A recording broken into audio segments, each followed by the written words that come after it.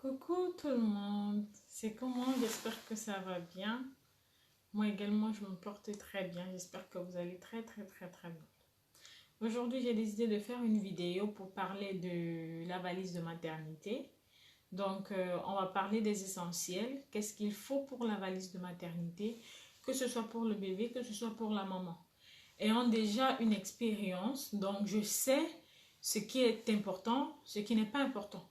C'est vrai qu'on nous donne la liste généralement à la maternité, à l'hôpital, mais dans cette liste, il y a certaines choses qui ne sont pas forcément utilisées à l'hôpital et il y a certaines choses qui sont primordiales, qui sont nécessaires en fait. Donc, on va faire ensemble une valise de maternité. Donc, comme cela, on va retenir uniquement les essentiels.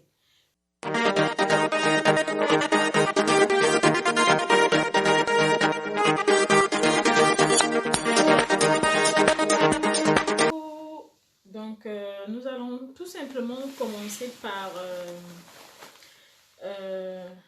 d'abord le bébé, bien évidemment, parce que c'est lui le plus important. Donc, comme je vous avais précisé, moi j'attends un garçon. Donc, ma valise va se porter sur un bébé, mais de sexe masculin. Donc, bon, nous allons commencer tout simplement par la première étape. Lorsque bébé sort du ventre, qu'est-ce qu'il va porter? Où est-ce que je dois mettre cela? Donc, ça veut dire quoi? Moi, j'ai un petit sac comme ça. C'est à l'intérieur que je vais mettre les vêtements que bébé va porter lorsqu'il va sortir de mon ventre.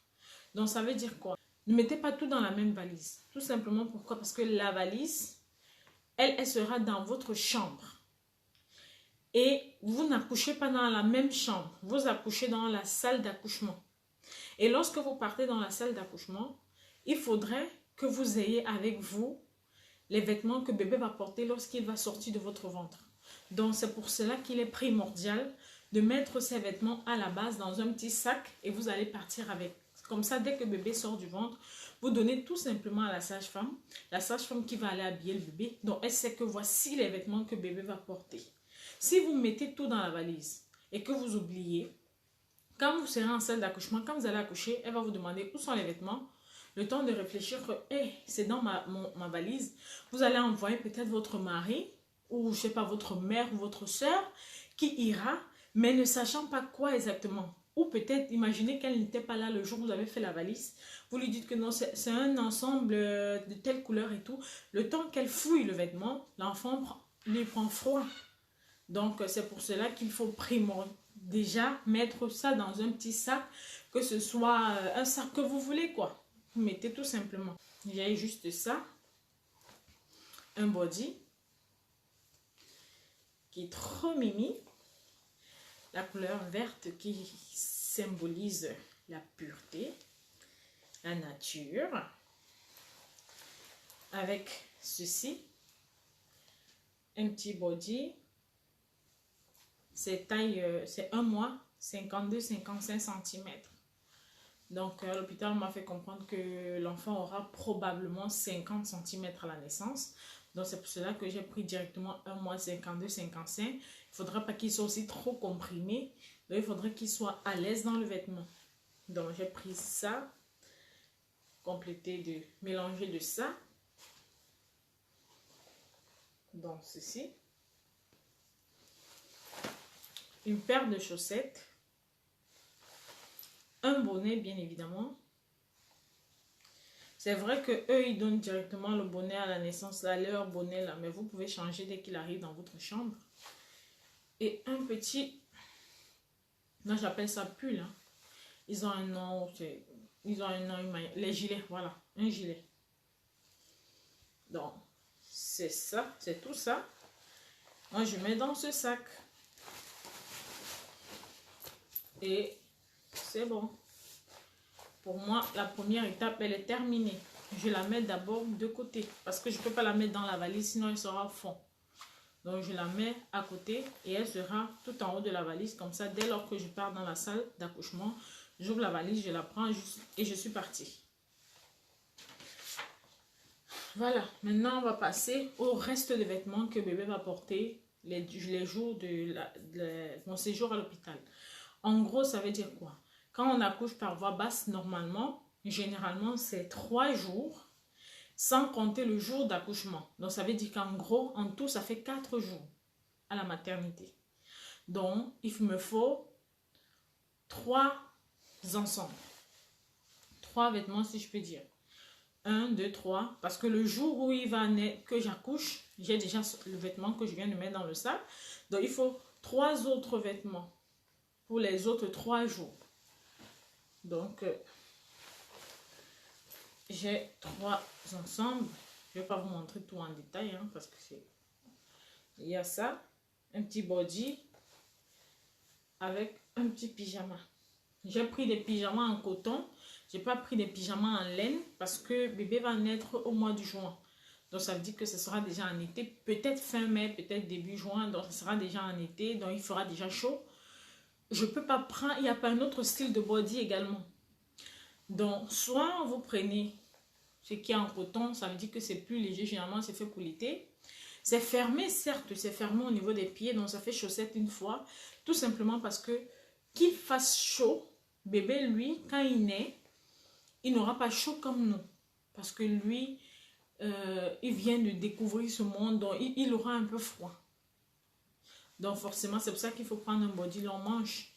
Il y a pas de, je pense pas qu'il y a des body pour des pyjamas courtes manches pour les naissances. Je ne sais pas, j'ai pas vu. Moi, j'ai préféré prendre directement un pyjama longue manche parce que quoi qu'il fasse, quand bébé naît, il a toujours un peu froid et c'est ce qu'on conseille.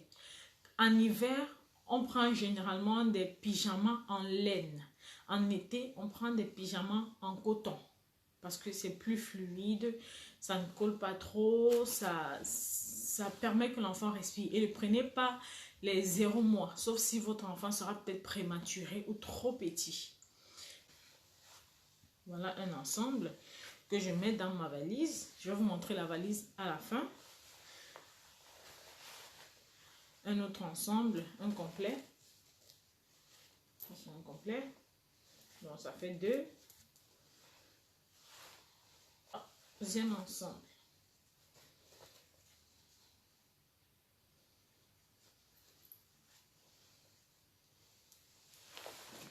Et toujours un ensemble en plus parce qu'on ne sait jamais.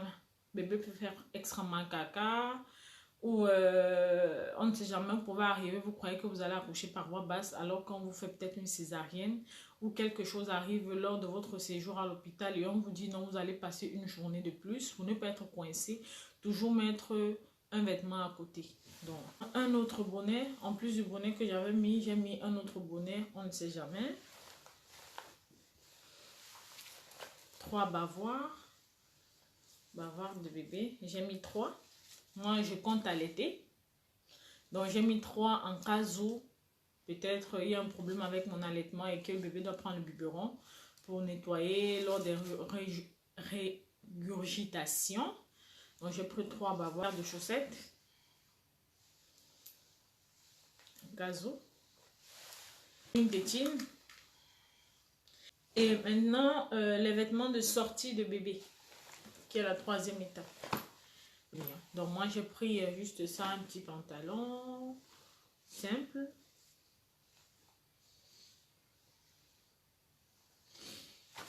Avec un body long manche parce qu'on sort quand même, c'est quand même la sortie. Donc la sortie, on n'est pas dans la maternité. Donc là-bas, il va vraiment faire froid à l'extérieur pour lui. Avec un petit haut. Donc en blanc, il sera en blanc. Donc ça, vous le mettez dans la valise. Pas dans un sac, mais dans la valise. Donc je mets dans la valise. Et bien évidemment, ceci, là, c'est, on appelle ça encore la gigoteuse. La gigoteuse.